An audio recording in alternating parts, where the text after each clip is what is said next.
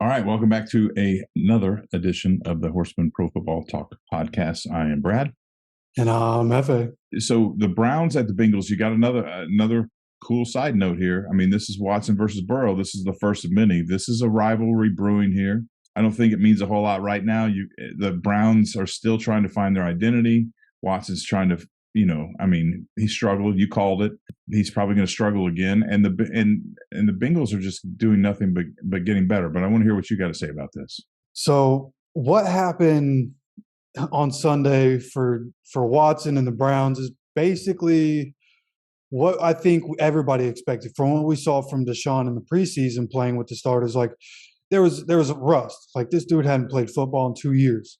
And then he played in the preseason, and then he takes, 11 weeks off, 12 weeks off because of the bye week, and then comes back against the Texans. So even against a bad team, you kind of expected it to not be, what we were used to seeing from Deshaun Watson on the football field. And I don't expect it to be pretty in this game, but, I'm still a proponent of enjoying Myles Garrett and what he can do and how he can affect football games. But then you talk about the Bengals.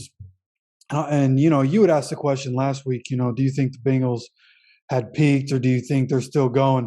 And I told you I think they're still going, and they showed it against the Chiefs. That was an amazing game. I mean, from start to finish, amazing game.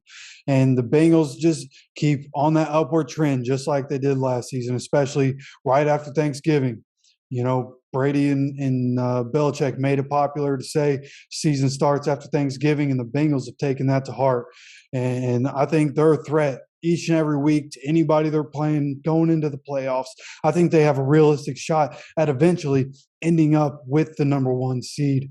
And that starts with Joe Burrow. Each and every year that's going to start with Joe Burrow. Obviously, Jamar Chase and T. Higgins being there. Those are guys. And when I think about Joe Burrow and those receivers, my mind keeps going to Peyton Manning, Marvin Harrison, and Reggie Wayne, and how fun that's going to be to watch for the next decade. So, you have shades of that coming into this. And, I wish I could say that I think this is going to be a competitive game. I honestly don't think it will.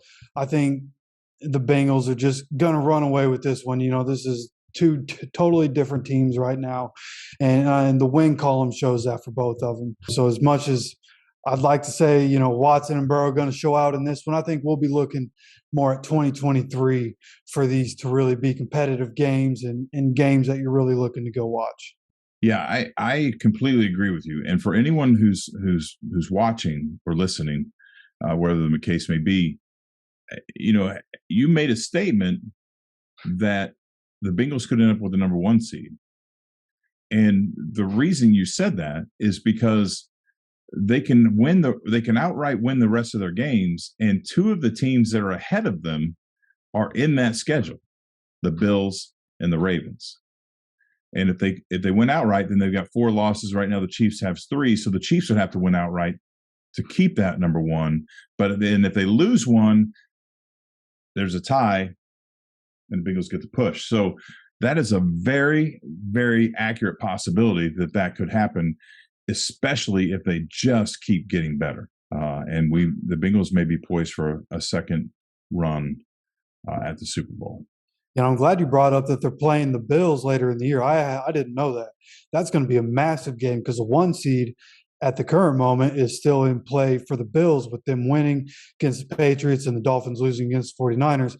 That race in the AFC East got a little tighter, and that race for the number 1 seed is going to continue to get tighter because the Bills are a wagon. They just seem to keep getting better also. So that's going to be a pivotal matchup. Can't wait for that one.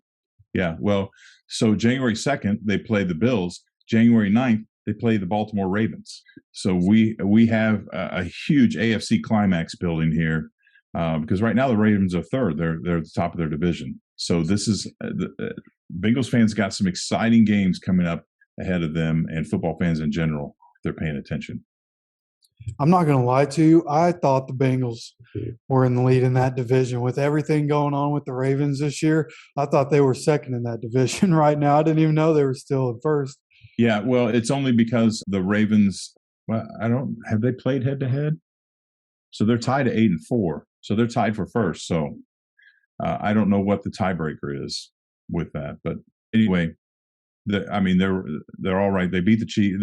So it's the Bills, Chiefs, Ravens, Titans, Bengals. They've already beaten the Titans. They just beat the Chiefs, and they got the Bills and the Ravens coming up, and they're doing nothing but getting better. It's a very real possibility. And I would love to know what you think about this game, what you think is going to happen, who you think is going to win. You let me know down in the comments. Don't forget to hit the like button. Don't forget to subscribe, and we'll see you for the next video.